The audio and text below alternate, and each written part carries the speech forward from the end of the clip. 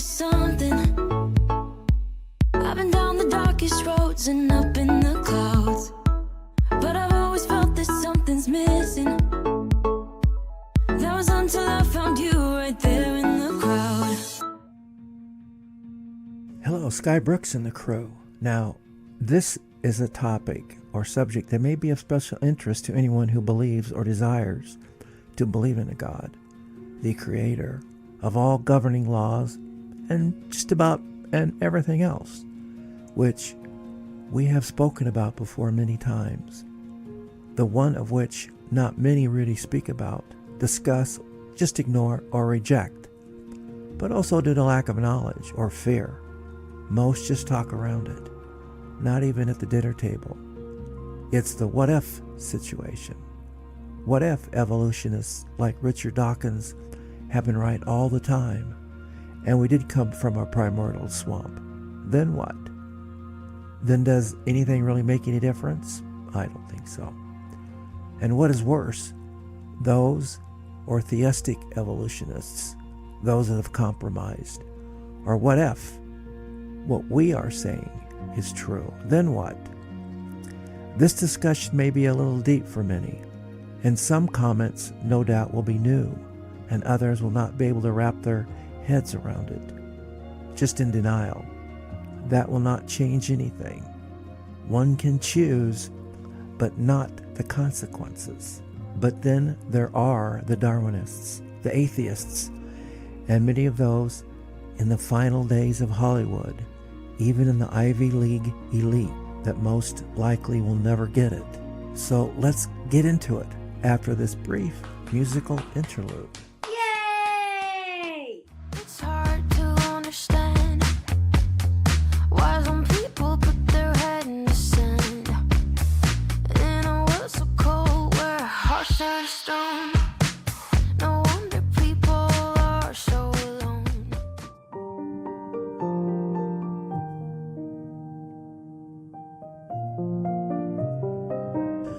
Yes, that was interesting, wasn't it? Well, I think so. Well, moving on, when this world was formed, no doubt it was a very beautiful creation, for God is not the author of anything imperfect. If we have imperfections in our world, I can say that there are. God had nothing to do with their origin or their introduction. We, being us, has brought those upon ourselves. There is no end to the worlds that might have been formed, for the materials existing in space from which to form them are infinite in quantity and consequently can never be exhausted.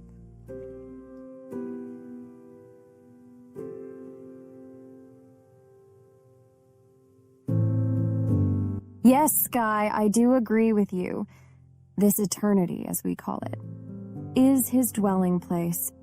And within this eternity, there are an infinite number of universes, as is being discovered by the Hubble and Webb telescopes, all of which were created by the great hand of God. Aren't we supposed to understand the concept of the home of God in the sense that it is presented in the Bible? This is the idea that is communicated by a great number of the inspired writers. Let us expand on this. One can claim now, and we do here at Discovery of Intelligence, that he is not the God of just one small planet like ours, or one who presides over a few isolated worlds in one part of eternity, while all the rest is let go, being in chaos or left randomly. Either of these beliefs is held by a large number of deists and agnostics. He is not confined to the worlds that are made, comparatively speaking, of today, but all worlds, past, present, and future, from eternity to eternity, may be called his dominions and his places of habitation. And having said that, that suggests he is then to be omnipresent. Having said that, what is omnipresent? It is anything that is present everywhere at the same time. A person can only be in one place at the same instant, regardless of whether they are immortal or mortal, and thereby they must be filled with all power, wisdom, and having all knowledge. I am not stating this about this personally, since it would be impossible for a person or anything to be in more than one place at the same time. As an illustration, as with having a particular mass, a particular volume of space is occupied by the object in question. It is impossible for a person or personage to occupy more than one location at the same time. That is a truth that cannot be contested or overturned by the use of logic, because it is self-evident. Having said that, what this signifies is that his wisdom, might, greatness, goodness, and all the traits of his eternal attributes are not only displayed, but also spread abroad across all of the creations that he has formed. Through the power, influence, and insight that he possesses, quite the deal, isn't it? His authority occupies the immensity of space. But when we come to a personage that has a fixed address, as in a dwelling place at a particular location, it begs the question, where is this location? I haven't really any idea, but it is to say that God is not confined to one location. He most likely goes wherever, visiting his creations, giving counsel and instruction, and presiding where needed as he so desires at his pleasure. Over the ages, timelessness, God has formed more worlds than can possibly be enumerated or numbered by man. If it were possible for man to count the particles of this earth of ours, if he were able to enumerate the figures that would express these particles, it would scarcely be a beginning to which God has made in the eternal ages of timelessness. We know, according to the declaration of the Scriptures, that our earth was made some few thousand years ago.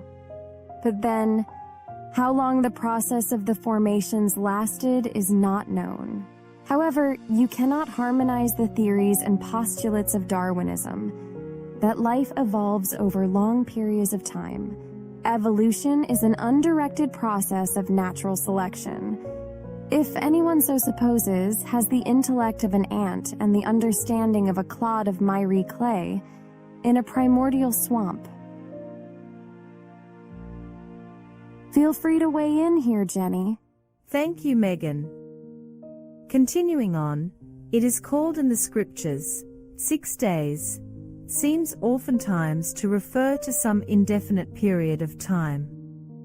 The Lord, in speaking to Adam in the garden, saying, "In the day that thou eatest thereof, thou shalt surely die," yet he did not die, not as we think of death, right? Not even after he had eaten the forbidden fruit, but we do know that he lived to be almost 1,000 years old. Now, having said that, we learn from that, the word day, in this passage, has no reference to the days, of the same duration as ours. Again, it is written, in the 2nd chapter of Genesis, in the day that he created the heavens and the earth, not 6 days, but, in the day that, he did it, incorporating all the 6 days into one, and calling that period, the day, that he created the heavens and the earth. But however long or short may have been the construction of this earth, we find that some 6,000 years ago it seems to have been formed, something after the fashion, and in the manner, in which it now exists. 6,000 years.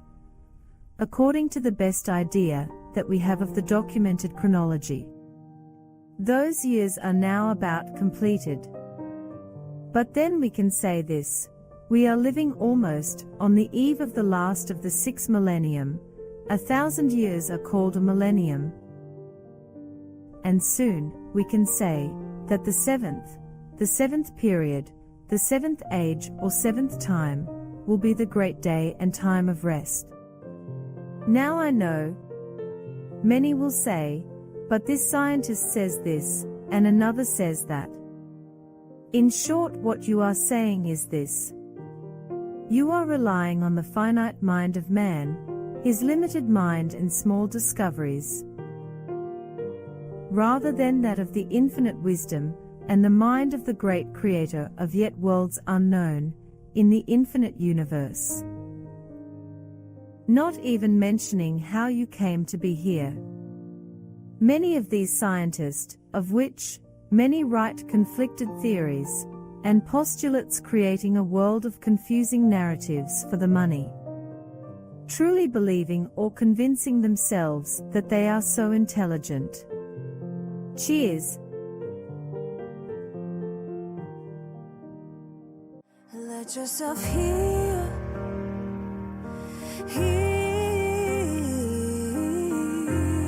It's easy to feel. Let yourself heal.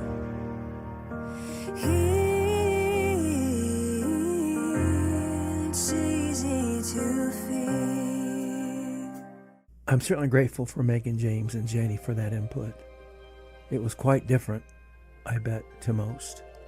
But this goes with saying, as much as anti-religion and propaganda everywhere, we stand with the first free people in modern times and recognize the principles which are destroying that freedom, and are quite aware of those who come pretending to help education when they are truly seizing control. Teachers who believe that teaching atheism is a part of a good education. It is not. They are, however, entitled to be atheists, but then as public employees, they are not entitled to teach it or anything else in a Judeo-Christian culture. This mess that has presented itself is not going to pass. Well, that about wraps it up for this one. Hope you enjoyed it, and I'm sure it has brought some controversy. Thanks for listening. See ya. Who are you? You don't put any stock in this mumbo jumbo, do you? Actually, I do. Let yourself heal.